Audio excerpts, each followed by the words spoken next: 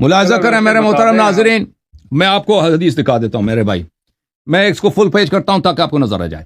یہ کتاب بحار الانوار الجامع لدرر اخبار الائمۃ الاطہار علیہم السلام، جلد نمبر 43، چھاپ دار احیاء التراث العربی بیروت۔ یہاں پہ ملاحظہ کریں صفحہ نمبر 43 میں، صفحہ نمبر 133 میں ایک لمبی حدیث ہے کہ حضرت زہرا سلام اللہ علیہا کے وفات کے وقت، نہیں، حضرت زہرا سلام اللہ علیہا کے وفات کے بعد امیر المؤمنین علیہ السلام نے فرمایا، قال علی علیہ السلام فواللہ ما اغضبتها ولا اکرہتها على امر حتى قبضها اللہ عز وجل۔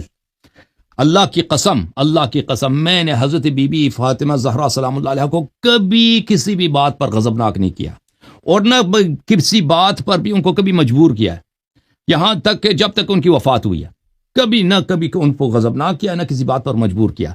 ولا اغضبتنی، اور کبھی انہوں نے بھی مجھے غضبناک نہیں کیا۔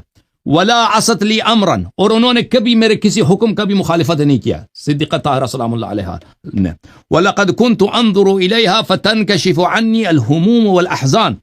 صدیقہ طاہرہ سلام اللہ علیہا کی یہ حالت تھا کہ جب تک وہ تھیں، جب بھی میں مجھ پہ دنیا جہاں کا میرے دل میں ہم ہوتا، غم ہوتا، غصے ہوتے اور غم ہوتے، میں ان کی طرف دیکھتا تو ان کی طرف دیکھنے سے، ان کے چہرے مبارک کی زیارت کرنے سے ہی میرے تمام غموم، میرے تمام جو غصے ہیں وہ ختم ہو جاتے ہیں۔ یہ ایک حدیث۔ دوسری حدیث آپ کو دکھا دیتے ہیں بھائی، صفحہ نمبر 191 میں، حضرت زہرا سلام اللہ علیہا کے وفات کے وقت قال لها علی علیہ السلام اوصنی بما احببت یا بنت رسول اللہ۔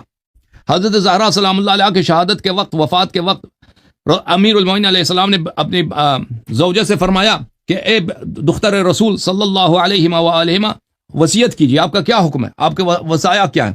فجلس عند رأسها واخرج من كان في البيت۔ ان کے سرہانے کے قریب وہ بیٹھ گئے اور گھر میں جتنے لوگ تھے ان کو گھر سے نکال دیا انہوں نے۔ ثم قالت، بی بی سلام اللہ علیہا نے، صدیقہ طاہرہ نے فرمایا، یا ابن عم ما احدتنی کاذبۃ ولا خائنہ، اے میرے چچا کے بیٹے، تم نے مجھے کبھی جھوٹا نہیں پایا، تم نے مجھے کبھی کسی بات میں مجھ سے خیانت نہیں دیکھی ہے۔ ولا خالفتک منذ عاشرتنی، اور جب سے میں آپ کے ساتھ رہ رہی ہوں میں نے آپ کی کسی بات کی مخالفت نہیں کیا۔ تو امیر المؤمنین علیہ السلام نے فرمایا، معاذ اللہ انت اعلم باللہ وابر واتقى واکرم واشد خوفا من اللہ ان اوبخک بمخالفتی۔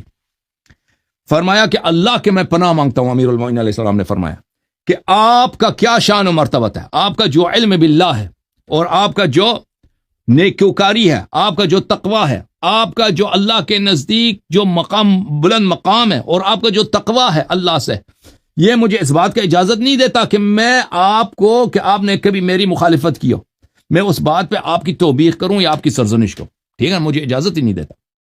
تو یہ ہے ہمارے نزدیک کہ حضرت امیر المؤمنین علیہ السلام نے نہ کبھی زہرا کی مخالفت کی ہے، نہ کبھی ان کو غضبناک کیا ہے، نہ زہرا سلام اللہ علیہا نے کبھی امیر المؤمنین علیہ السلام کو غضبناک کیا۔ اس کا کوئی تعلق بھی نہیں ہے سورہ حجرات سے، ٹھیک ہے نا۔